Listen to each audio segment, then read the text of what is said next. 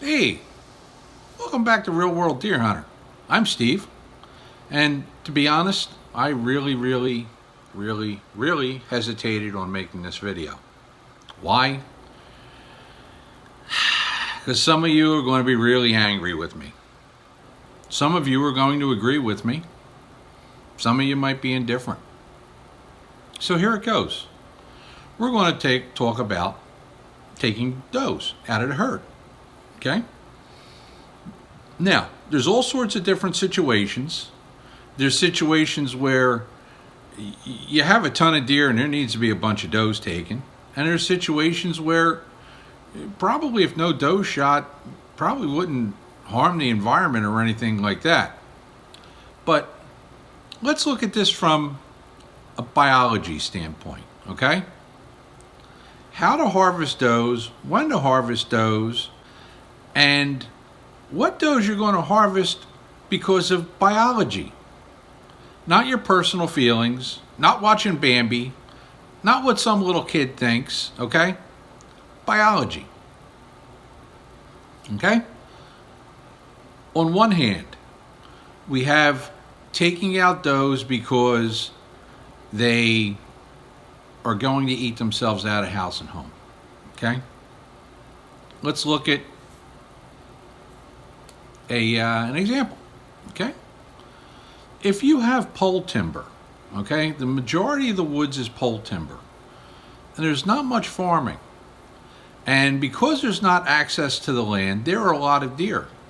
Well, pole timber can only support somewhere around 10 deer per square mile. If you've got much more than that, the habitat cannot sustain healthy deer. Then what happens? They run in the roads, they eat people's gardens, whatever. Okay? Trying to stay healthy.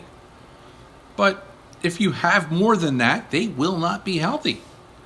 You should be harvesting some does. Now, another example. Farmland. Okay? A lot of farmers get a permit to shoot deer. Or in Pennsylvania, they have the red tag program where they get enrolled in a program with the state. They let hunters shoot deer all year. But what if the farmer decides, well, I just have more deer than I can really use, but I don't want them slaughtered? Okay? Another situation. Doe harvest. So, let's get to two myths that are really prevalent out there. Okay. Myth number one. You should not shoot does that have fawns.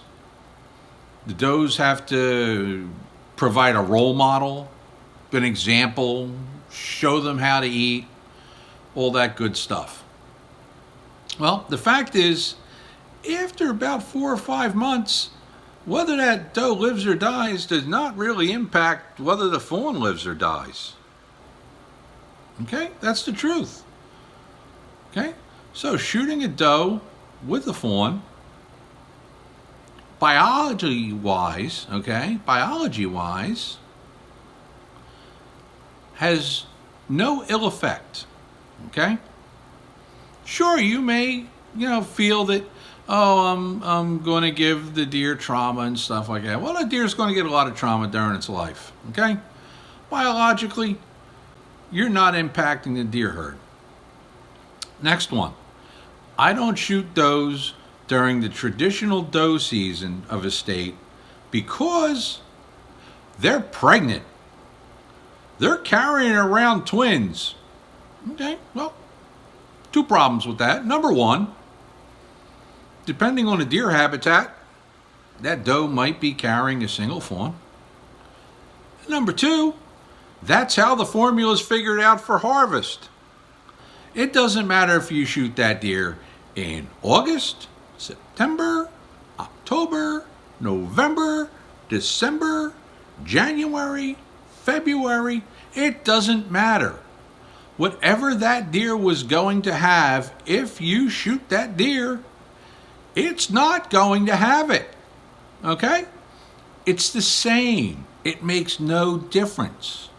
You may have some kind of moral compass that says don't do it, but biologically speaking, it doesn't matter. Okay, now let's look at this from a hunter standpoint. When is the best time to harvest a doe? Answer. Ready? When you have the chance. When you have the chance to shoot a doe and you have a doe tag, shoot the doe. Bingo. That's all you really need.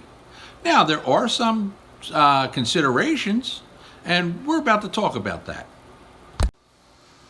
Okay, some considerations for when I am going to shoot a doe. Okay. First and foremost, do I have the time to take care of this deer after the hunt? Okay, that's a big question.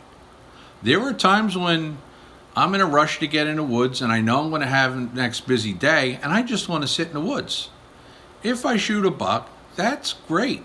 Okay, but I'm generally not looking to shoot a deer. I know you're going hunting, but not looking to shoot a deer.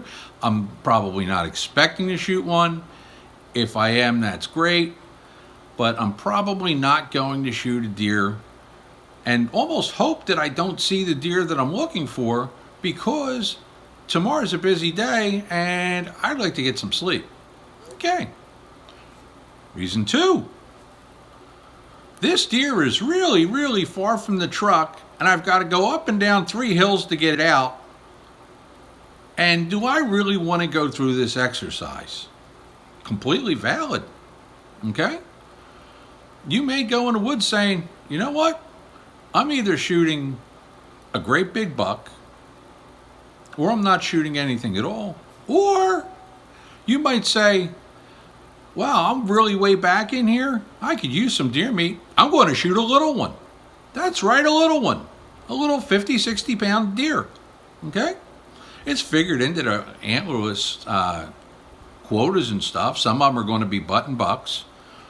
If you could tell it's a button buck and you don't want to shoot a button buck, don't.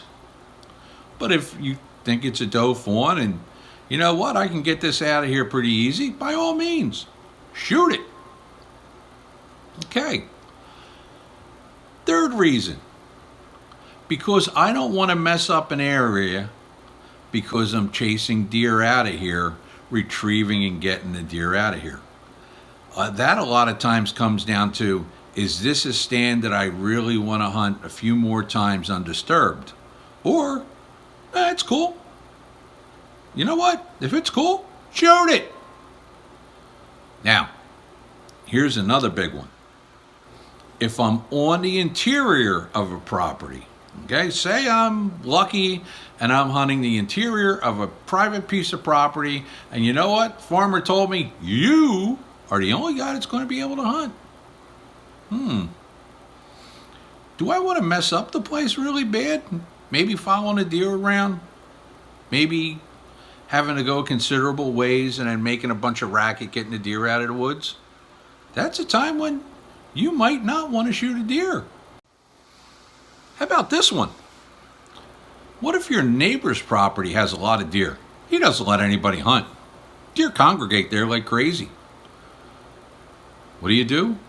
I hunt closer to the property line. Yeah, I'm not going to shoot into the guy's property or anything like that, but I'm definitely going to shoot deer that are transient deer, deer that spend their time off of the property I'm hunting. You know, deer heading in that direction, deer coming from there, okay? Hunt around the property edges if you're that concerned about shooting deer that you don't necessarily think that are need to be taken, but you want some meat anyhow. Okay, another situation. I need to shoot multiple deer. I only have one tag. Do you have a friend? You have 2 friends. Are they trustworthy? Bring them with you. Sit with them if you need to make sure that it gets accomplished. And in summation, or finally, or however you want to call it, there are times when does should definitely be harvested.